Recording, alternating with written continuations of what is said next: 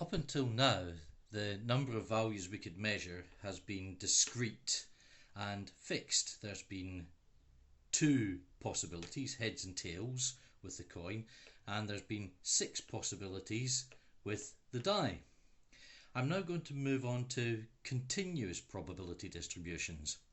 And the example I'm going to use is, I roll the die, and I don't care what value comes up on the die now. Instead, I'm interested in where it lands along the board here. Now, because I'm trying not to have the die roll off the end, it's going to tend to land somewhere in the middle of the board. Hopefully not so much up here and not so much down here. So the probability of landing in the middle is fairly high.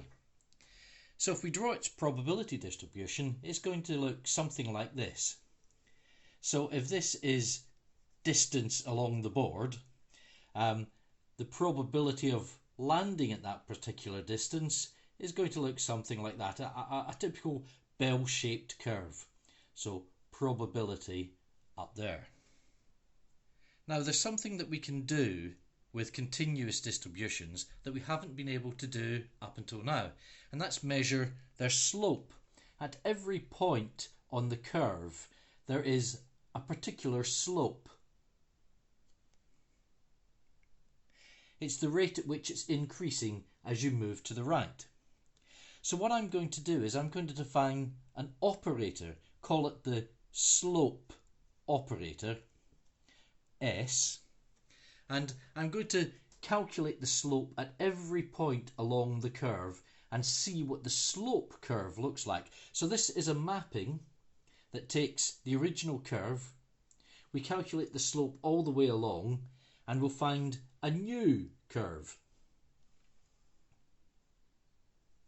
So at the start here, it's increasing as we go to the right, so it's got a positive gradient, but it's not very big.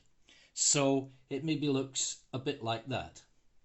When it gets to here, it's still increasing to the right, but it's increasing much faster. So we'll see something like that. But as it begins to come up here, it's still increasing, but not as fast as it was here. So it's beginning to slow down. And by the time it gets up to here, it's not increasing at all at this point. So the curve is actually going to go something like that. Now it's starting to go down as we go to the right. So the slope is negative. And at this point, it's going to be most negative. And gradually, it starts to come back up towards 0 again as it starts to slow down. It's not a very good drawing.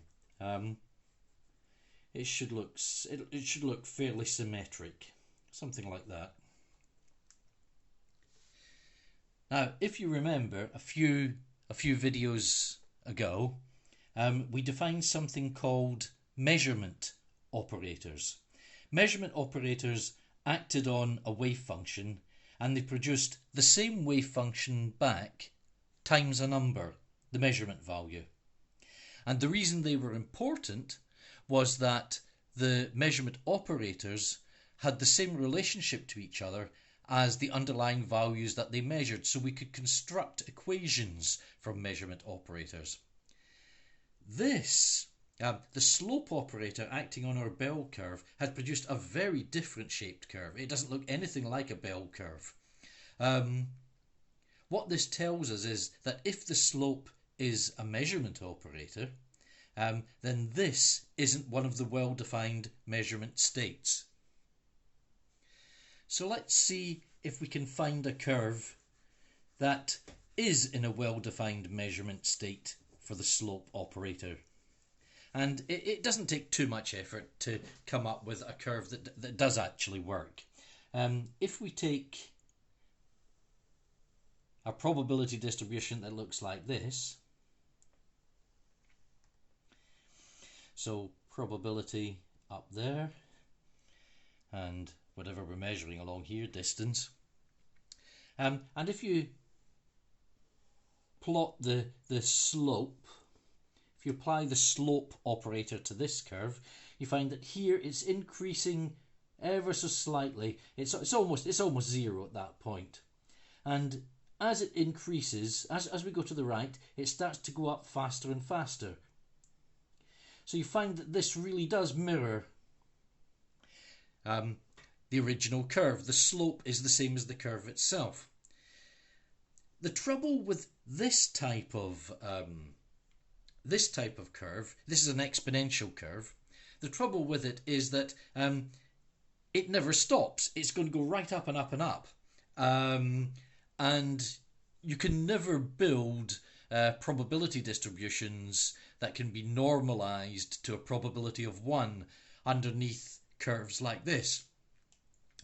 You might be able to restrict it to a fixed range and normalize it in there to a probability of 1, but the trouble is it's discontinuous at the ends, and for physical situations, when we're dealing with physical particles, these kind of discontinuities aren't really appropriate. So really this is ruled out as well. So the question arises, can we construct a curve that is a good measurement curve for the slope operator? And the answer is yes, but we have to be a little bit more sophisticated in our thinking. The next example I'm going to try is a curve, a wave function that this time actually looks like a wave. So let's start it off like that.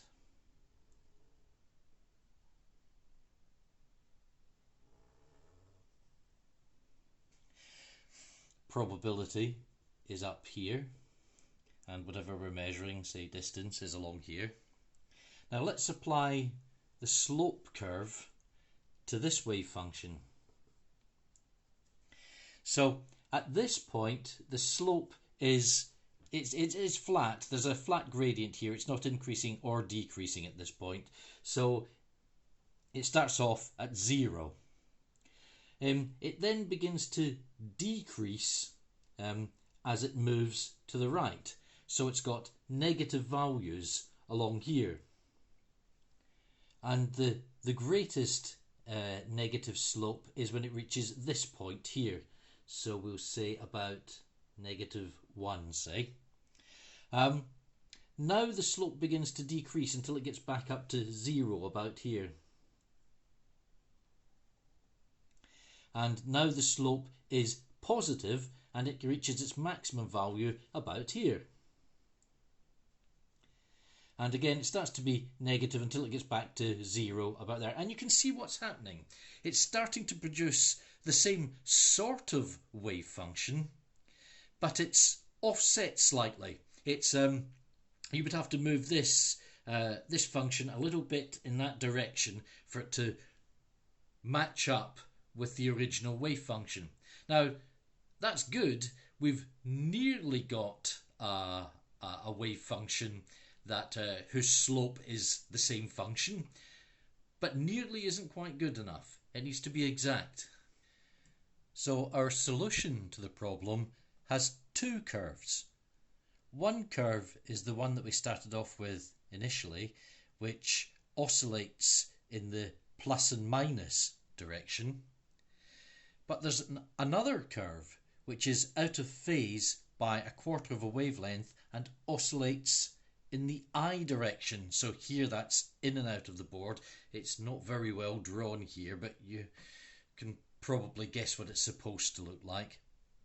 When we apply the slope operator, or the slope operator by itself, the slope of this curve looks like the dotted curve, except it's in the real plane.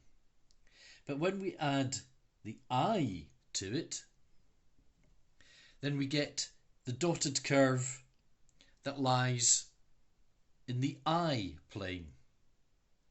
Similarly, taking the slope of the dotted curve gives us a curve that looks like the solid curve.